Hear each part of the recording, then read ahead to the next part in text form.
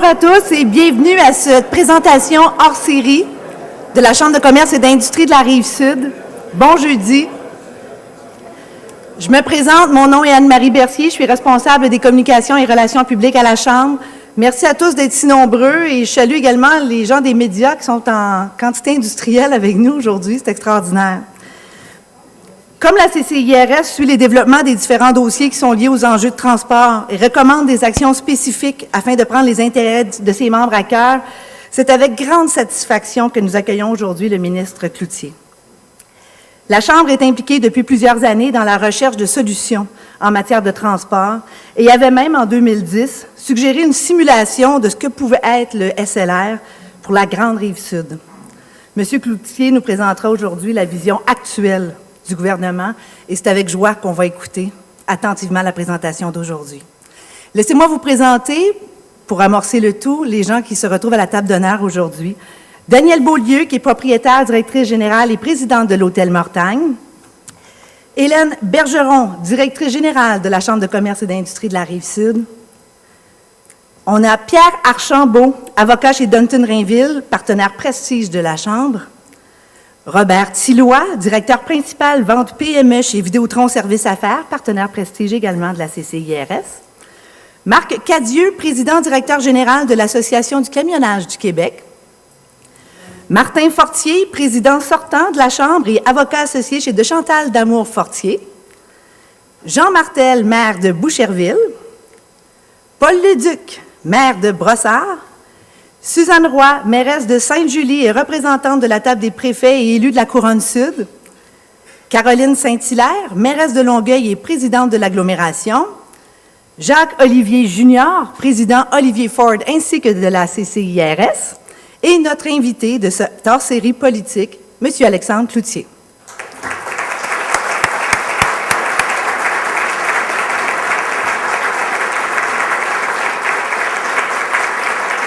Merci, vous pouvez vous rasseoir. Je souligne également la présence de M. Pierre Nantel, député fédéral du NPD, représentant la circonscription de Longueuil-Pierre-Boucher et porte-parole en matière de patrimoine. Voilà, M. Nantel, merci d'être là. Le remplacement et ou les réparations du pont Champlain soulèvent plusieurs enjeux et ont entretenu encore cette semaine une multitude de discussions et d'inquiétudes. Ce pont est le plus achalandé au Canada, une voie de passage pour 15 % du commerce extérieur du Québec, vitrine et principale porte d'entrée pour les touristes en provenance des États-Unis. Bref, le pont Champlain est une infrastructure stratégique de premier plan pour Montréal, pour la Rive-Sud, mais pour le Québec au grand complet. Le futur pont ayant une durée de vie prévue de 125 ans, sa construction donne l'occasion donc de préparer et avoir une vision d'avenir de la mobilité. M. Cloutier va donc s'appuyer sur une vision globale du dossier aujourd'hui qui va inclure la conception du pont, le développement des transports collectifs et le mode retenu de financement de ce vaste projet et ses impacts pour la région et pour le Québec. Pour la suite des choses, voici comment on va procéder pour cette présentation d'aujourd'hui. Dans quelques instants, je vais inviter le président de la Chambre à venir s'adresser à vous. Je vais par la suite effectuer la présentation de M. Cloutier. Nous écouterons la présentation de M. Cloutier. On va procéder aux photos officielles à la fin de tout cela et on va terminer avec le repas. Vous avez noté que vos entrées sont déjà sur votre table, donc je vous invite à commencer si ce n'est déjà fait. Bon appétit. Je vais donc inviter notre nouveau président de la Chambre de commerce et d'industrie de la Rive-Sud à venir s'adresser à vous, M. Jacques-Olivier Junior. Je vous demande de l'accueillir.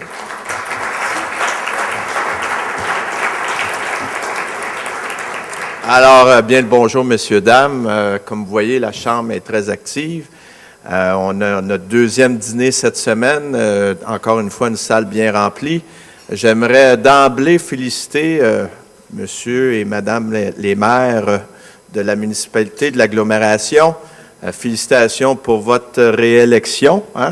Il n'y a pas de nouveaux membres, alors ça prouve dans le climat que l'on vit aujourd'hui, que c'est encore possible de faire de la politique de la bonne façon et que les citoyens viennent qu'à le reconnaître. Alors, félicitations à vous comme tel. J'aimerais aussi saluer les membres du conseil d'administration et tous les membres de la Chambre. C'est important pour vous, c'est important pour nous surtout que vous soyez toujours en grand nombre à nos activités. Écoutez, je pense qu'on ne pouvait pas être plus d'actualité que ça. Je vous dirais, c'est un dîner qui s'est préparé, même s'il n'y a pas de cela très longtemps, sans savoir qu'on aurait la nouvelle qu'on a eue cette semaine concernant une voie qui doit être retranchée, une voie qui doit être fermée sur le pont. J'aimerais rappeler quelques faits. La Chambre de commerce a été un des premiers acteurs à faire valoir sa voix concernant le pont. Vous savez qu'on avait créé Champlain en chantier il y a de cela maintenant 2 ans, même je dirais un bon 2 ans de ça.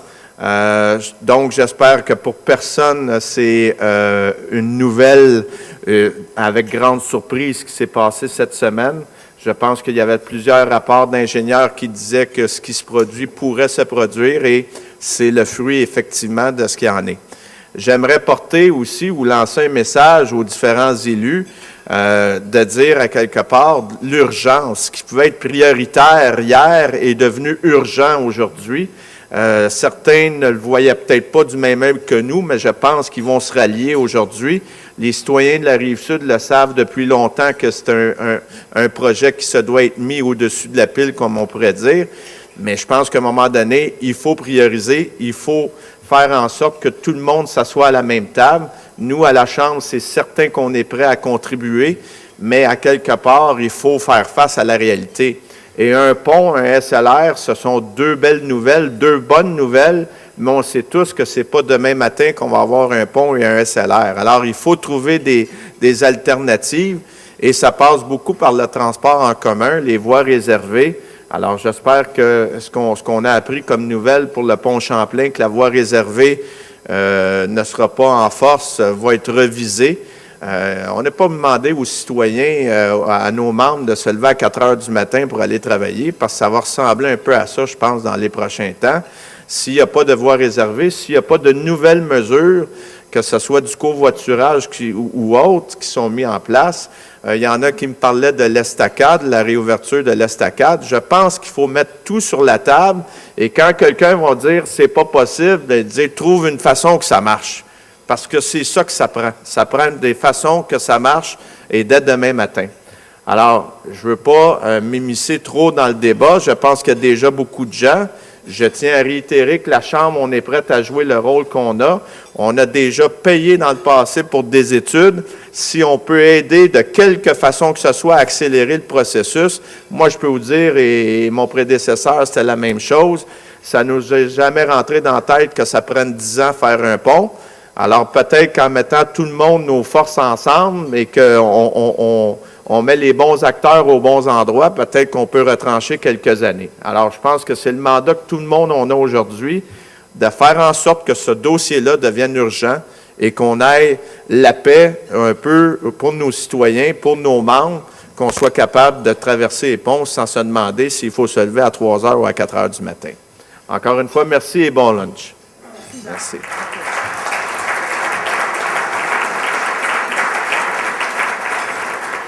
Comme M. Olivier vous le disait, il y a également un comité de transport qui travaille à la Chambre depuis plusieurs années et ils sont tous ici dans la salle. Je ne prendrai pas trop de temps pour les présenter, mais merci de votre implication. Évidemment, ces gens-là le font à titre bénévole.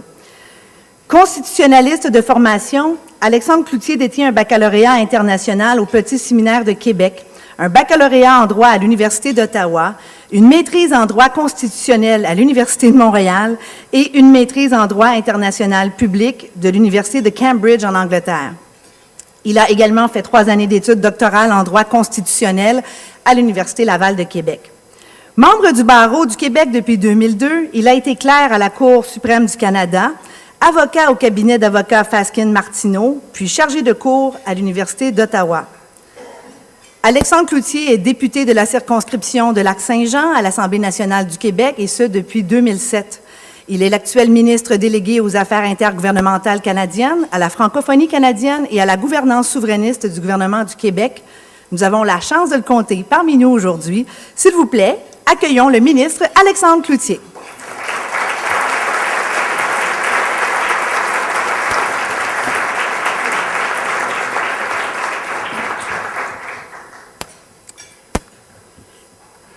Alors, bonjour à vous tous, mesdames et messieurs, les maires, mairesses, Mesdames et Messieurs les membres du Bureau des partenaires, Monsieur le Président de la Chambre de commerce et d'industrie de la Rive-Sud, Mesdames et Messieurs les gens d'affaires de la Rive-Sud, mais aussi de la grande région métropolitaine, Mesdames et Messieurs, chers amis.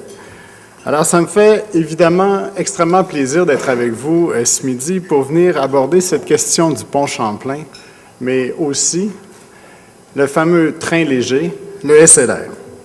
J'aimerais d'abord dire merci au comité de transport de la Chambre de commerce, dont les membres sont avec nous ici aujourd'hui et qui a fait un travail remarquable sur le SLR. Permettez-moi aussi de souligner le leadership de la Chambre de commerce qui a lancé la pétition « Un pont, oui, mais pas à n'importe quel prix ». Et je vous dirais d'emblée que ça reflète bien la position du gouvernement du Québec.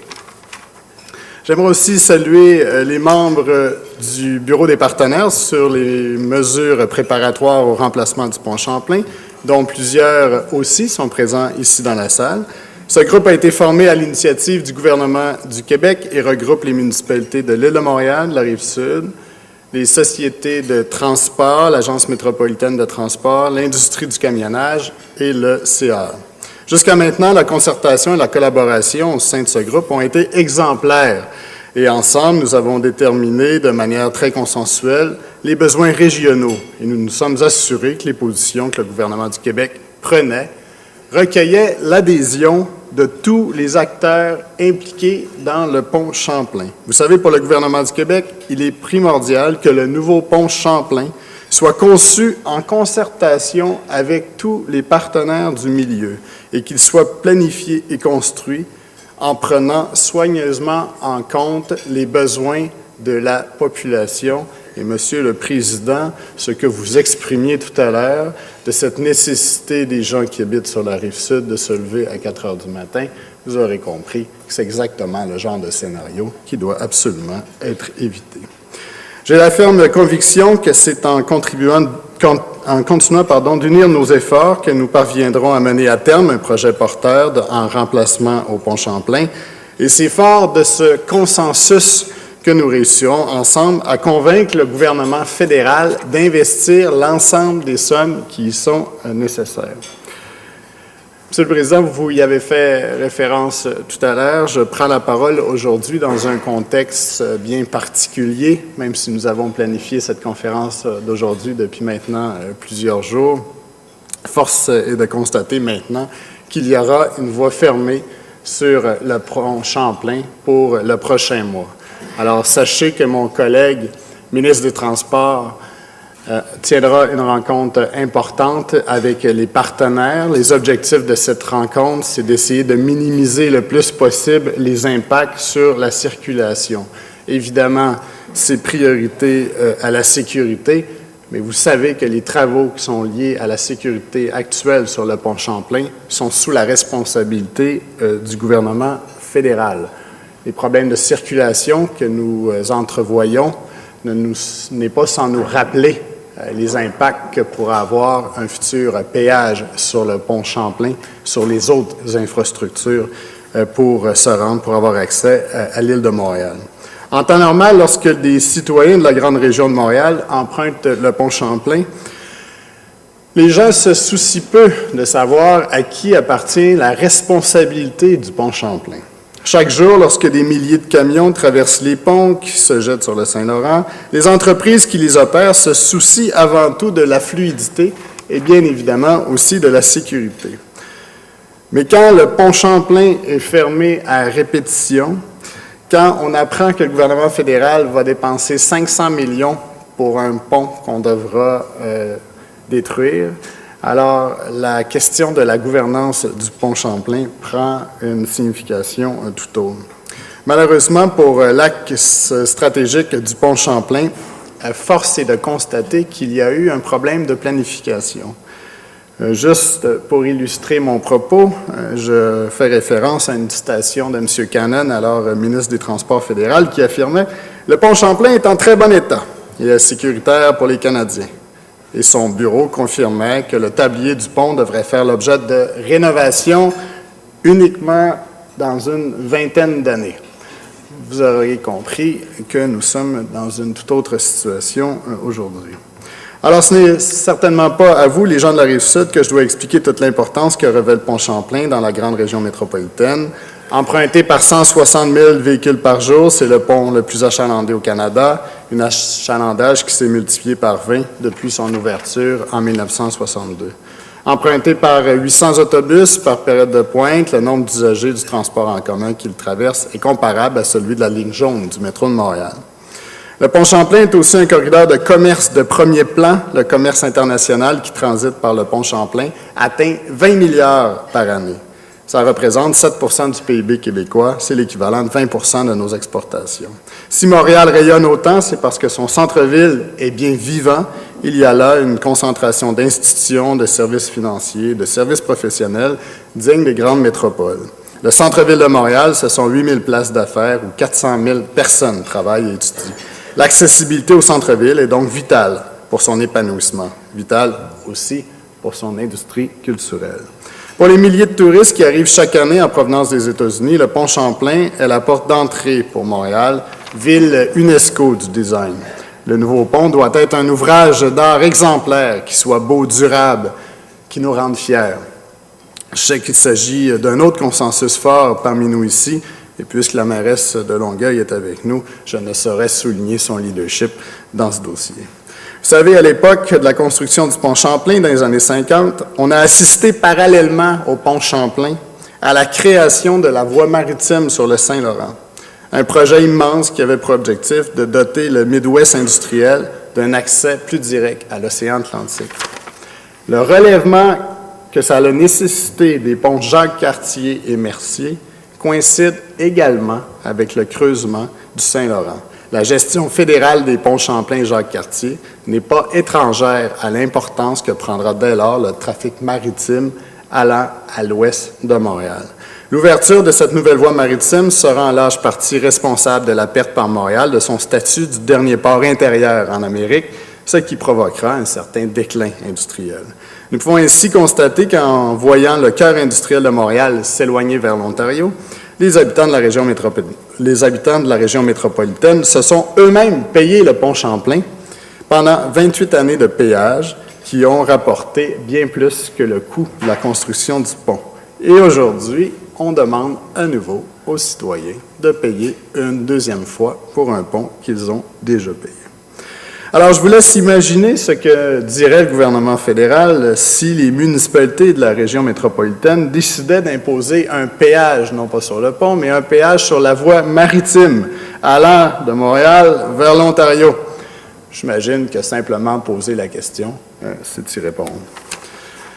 La construction du nouveau pont Champlain devra s'intégrer dans une vision d'ensemble de la mobilité des personnes et des marchandises entre Montréal et la Rive-Sud, et plus globalement du Québec. Compte tenu de l'importance de cette infrastructure sur le territoire québécois, il est essentiel que le gouvernement du Québec soit étroitement lié aux réflexions et aux travaux relatifs au remplacement du pont Champlain. Le gouvernement du Québec souhaite donc collaborer de tout cœur avec le gouvernement fédéral et a déjà mis sur pied le Bureau des partenaires pour coordonner ses actions avec la région métropolitaine avant et pendant la construction du nouveau pont. Nous avons d'ailleurs déjà proposé la création d'une table Québec-Ottawa uniquement sur la question du pont Champlain. Jusqu'à maintenant, le gouvernement fédéral nous a réitéré que le pont Champlain était sous sa responsabilité, sous sa juridiction, mais je souhaite réitérer aujourd'hui l'offre au gouvernement fédéral de créer cette table Québec-Ottawa pour qu'il y ait un véritable partage d'informations et qu'il y ait une collaboration accrue entre le gouvernement du Québec et le gouvernement d'Ottawa. En décembre 2012, le gouvernement fédéral a demandé à mon collègue ministre des Transports, Sylvain Gaudreault, de préciser le système de transport en commun que le Québec privilégiait et sa vision pour le nouveau pont Champlain. En juin dernier, le gouvernement du Québec écrivait à Denis Lebel pour lui faire part de sa vision du pont Champlain et du transport en commun. Vision qui était formellement endossée par le Bureau des partenaires. Et le résultat de cette étude, vous l'avez derrière moi, c'est cette proposition qui a été envoyée au gouvernement fédéral, celle d'avoir 6 voies pour le transport routier et 2 axes en bas pour accueillir le prochain train léger. Il s'agit donc d'un pont à 2 étages avec un tablier de 6 voies pour la circulation automobile et un deuxième tablier qui prévoit un espace suffisant pour y instaurer un train léger. Tout ce qui nous manque maintenant, c'est de faire de ce concept un pont à la hauteur de design international et qui ferait la fierté de l'ensemble des Québécois. On sait que le montant nécessaire pour le construire va se situer entre 3 et 5 milliards. Pourtant, le gouvernement du Canada ne s'est toujours pas engagé à chiffrer quelle allait être sa contribution. Pour le moment, même dans le discours du trône, vous l'avez peut-être remarqué, le gouvernement fédéral a fait référence à la construction du pont Champlain, mais il ne nous a pas indiqué quelles allaient être les sommes réservées pour sa construction. Vous aurez compris que la position actuelle, pas de péage, pas de pont, est, à notre point de vue, pas tout à fait la solution qui devrait être retenue. Au ministère des Transports, on leur a demandé à Québec, mais qu'est-ce que ça signifie, pas de péage, pas de pont, donc aucune contribution de la part du gouvernement fédéral? On arrive à des résultats absurdes, où ça amènerait, par exemple, à une obligation d'un péage à 7 $ par traversée. Évidemment, cette situation ne tient pas la route et c'est pour cette raison que nous demandons au gouvernement fédéral d'enfin nous dire de quelle façon nous allons arriver à assurer le financement de la construction du pont Champlain. Vous avez sans doute vu cette étude qui a été rendue publique par un grand média québécois qui faisait état que 30 000 personnes se dirigeraient vers d'autres ponts ou tunnels si jamais il y avait un péage qui était imposé sur le pont Champlain. Alors, je veux simplement vous dire que la façon dont ça fonctionne au gouvernement du Québec, c'est lorsque nous avons la responsabilité d'infrastructures importantes, comme par exemple l'échangeur Turcot ou la construction de nouvelles autoroutes, la façon de procéder, c'est que nous le planifions au programme québécois en infrastructure. Cette planification annuelle nous permet justement d'assurer le financement. Alors, on y retrouve, par exemple, l'échangeur Turcot, on y retrouve d'autres projets, comme par exemple l'échangeur de la 25 et de la 132, le projet de la construction de l'autoroute entre Québec et le Saguenay-Lac-Saint-Jean, plusieurs centaines de milliers de dollars. Alors, si j'ai simplement à faire une suggestion au gouvernement fédéral, c'est celle-ci, de simplement planifier à l'intérieur de leurs sommes prévues en infrastructure les sommes nécessaires pour le pont Champlain. Et je vous dirais que tout ça se trouve où cette discussion s'inscrit à un moment où vous en avez sans doute pris connaissance dans la mise à jour des crédits du gouvernement fédéral, la mise à jour budgétaire. On apprenait que le gouvernement d'Ottawa allait se retrouver dans une situation de surplus budgétaire extrêmement importante à compter de 2015. Alors, nous lui suggérons humblement de prévoir les sommes à l'intérieur de son programme d'infrastructure. Maintenant, je vais vous parler d'un projet qui est prioritaire pour notre gouvernement, un projet qui fait rêver, un projet moderne, un projet qui s'inscrit au cœur de nos projets en matière environnementale, c'est celui du SLR. Comme vous le savez, le pont Champlain n'est pas uniquement un corridor pour les véhicules automobiles, c'est aussi un corridor important pour le transport en commun. À l'heure actuelle, ce sont 800 autobus qui le traversent à chaque période de pointe. Des autobus qui, depuis les années 70, roulent à contresens avec une voie réservée et aménagés avec des fameux cônes orange. Des autobus qui doivent attendre de longues minutes en file aux différents terminus et qui peinent à répondre à la demande. Alors, conjointement avec le gouvernement fédéral, pour trouver une solution, le gouvernement du Québec a réalisé une étude de préfaisabilité pour évaluer les besoins et les différentes solutions possibles. Et la solution que nous avons retenue, c'est celle d'un nouveau train léger. Ce système est essentiellement une forme de métro de surface. Il est plus flexible qu'un train de banlieue parce qu'il peut s'arrêter et repartir rapidement. De plus, il est nettement plus efficace et agréable pour les passagers que l'autobus. Dès sa mise en œuvre, il pourrait transporter autant de passagers que les 800 autobus qui circulent actuellement à chaque période de pointe, ce qui représente 32 000 personnes que l'on amènerait au centre-ville en moins de 20 minutes. L'espérance de vie prévue pour le pont Champlain est de 125 ans, Il est impensable d'y maintenir le réseau actuel de transport en commun. Il faut donc penser à long terme. Le projet de SLR, dont la réalisation et l'opération relèveraient de l'Agence métropolitaine des transports, a été présenté au bureau des partenaires du Pont Champlain et c'est un projet qui fait consensus. J'ai d'ailleurs vu les vidéos préparées par la Chambre de commerce et qui illustrent bien ce qu'est un SLR. D'ailleurs, si vous ne l'avez pas vu, je vous invite à le faire.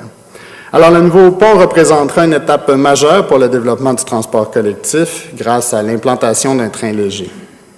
Comme le pont lui-même, le SLR aura un large impact sur une importante partie de la région montréalaise. L'axe de transport retenu pour le SLR redéfinira l'aménagement de l'une des entrées de l'agglomération métropolitaine. Alors, vous conviendrez avec moi que c'est un projet prometteur et particulièrement emballant. Et c'est surtout un projet qui est clairement priorisé par le gouvernement du Québec et qui s'inscrit dans notre grande stratégie d'électrification des transports. Et pour que le SLR soit un succès, il doit absolument cheminer en même temps que le pont Champlain. Il ne peut pas y avoir une réflexion sur le pont Champlain et une autre réflexion sur le SLR. Il doit y avoir une réflexion commune sur le pont Champlain et le SLR. C'est la proposition qui a été faite auprès du gouvernement fédéral. Maintenant, encore faut-il qu'il y ait le financement nécessaire, encore faut-il que nous soyons capables, pour que ça devienne un projet réaliste, et la façon d'y arriver, c'est évidemment de prévoir son financement. Le gouvernement du Québec s'engage à compléter les sommes qui seront prévues par le gouvernement fédéral. Nous souhaitons donc formuler une demande bien précise au gouvernement d'Ottawa. Je veux simplement vous dire que nous sommes 6 mois en avance de la prochaine annonce du gouvernement fédéral à compter d'avril 2014. À compter d'avril 2014, il y aura des nouveaux fonds annoncés par le gouvernement d'Ottawa. C'est ce qu'on appelle le Plan Chantier Canada. Il y a 3 volets importants à ce fonds. Un premier volet de 450 millions annuellement qui représente essentiellement la taxe d'assises que nos maires, mairesses connaissent bien, qui est gérée à Québec par la SOFIL. Et il y a aussi un autre fonds de 200 millions pour les projets d'infrastructure. Là aussi, les maires, mairesses les connaissent bien parce que ce sont des projets qui servent au financement des infrastructures québécoises.